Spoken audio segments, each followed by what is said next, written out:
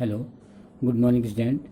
Dear student, today I am going to teach you second lesson of the book Flamingo, Lost Spring.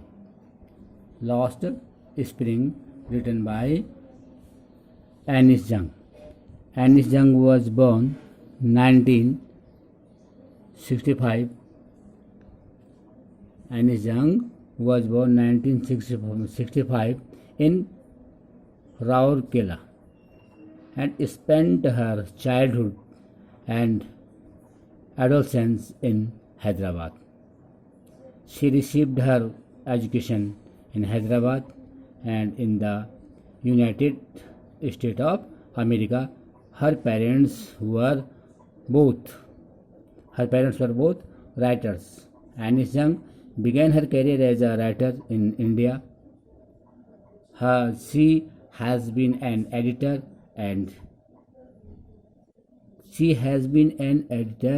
and a columnist for major newspapers in India and abroad, and has authored several books. The following is an excerpt from her book. The name of the book, titled Lost Spring, Stories of Stolen Childhood. यहाँ पर जो एनिश जंग के बारे में बताया गया है कि वो अपने आप में उनका जन्म जो हुआ था वो 1900 जो आपको 1964 में लिखा हुआ है, और वैसे जो उनके जो चाइल्डहुड एडल्ट और चाइल्डहुड जो पीरियड था, ठीक है, उसने राउरकेला में बिताया, लेकिन उसके बाद वो हैदराबाद आ गए थे, ठीक है ना। उसका कह रहा है कि शी वॉज बॉर्न तो राउरकेला में हुई, और अपना जो उसने चाइल्डहुड और एडल्ट पीरियड बिताया एनिश जंग ने, वो हैदराबाद में बिताया, ठीक है ना। उसने जो अपनी एजुकेशन है वो हैदराबाद में ही प्राप्त की, ठीक, और यूनाइटेड स्टेट ऑफ अमेरिका से प्राप्त की। उसके जो पेरेंट्स थे दोनों राइटर थे, ठीक है ना।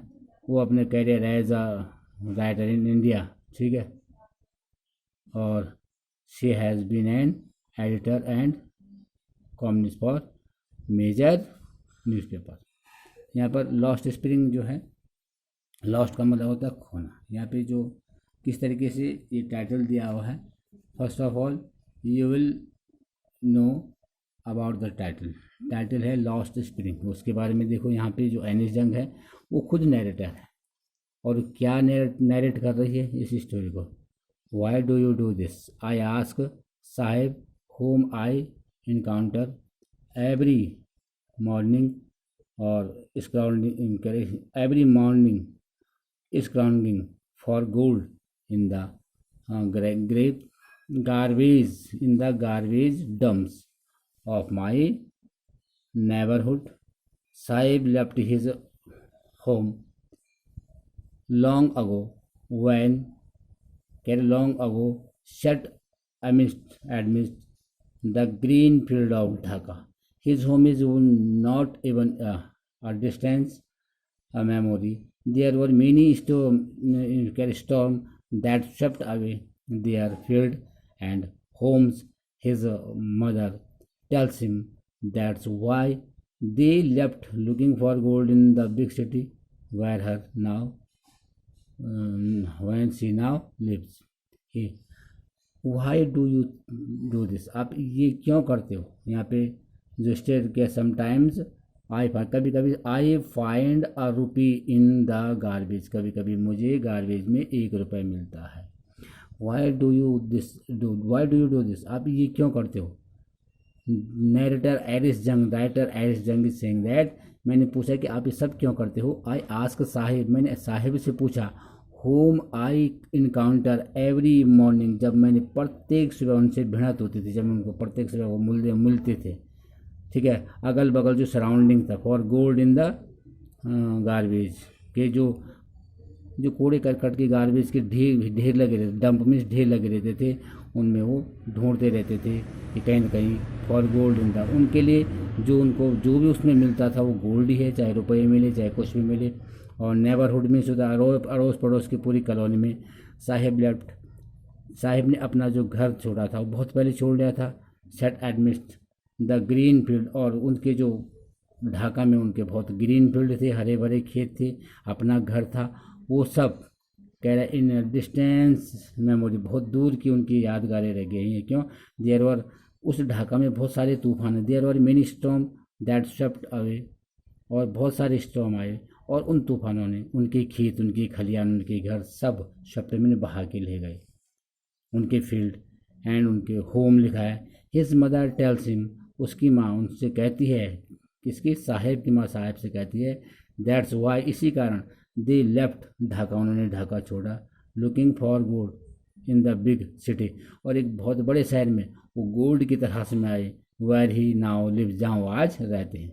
आई have nothing, I have I have nothing else to do, इसके अलावा साहिब कहता कि इसके अलावा, अनिस जंग कह रही है कि साहिब कहता कि इसके अलावा मेरे पास करने को कुछ नहीं है। ही मटर, वो बड़बड़ाता है, लुकिंग, अब इधर दूर देखता है, go to school I says glibly, कह रहा है इन मजाक में जिसे कहते हैं ना। एनिस जंग इज सेइंग दैट कि आई आस्क साहिब, मैंने साहिब से, आई आस्क्ड साहिब, मैंने साहिब से पूछा कि कह रहा है कि मैंने साहब से कहा गो टू स्कूल, स्कूल जाते हो? आई सी ग्लिबली, रियलाइजिंग, कह रहा है कि immediately how the advice must sound, कि किस प्रकार से, मैंने बड़े मजाक से पूछा आपने कि तुम स्कूल जाते हो। रियलाइजिंग, ये रियलाइज का मतलब होता है एहसास करते, इमिडिएटली, तुरंत, how the advice must sound, किस प्रकार का जो सलाह मैंने उसको दी है, किस प्रकार से। तो उसने क्या जवाब दिया? There is no school in my neighbourhood, मेरे स्कूल, कह रहा है कि इस मेरे स्कूल में कोई, मेरे अड़ोस पड़ोस में कोई भी स्कूल नहीं है। They build one I will go, अगर स्कूल बन जाएगा तो मैं स्कूल जाऊंगा।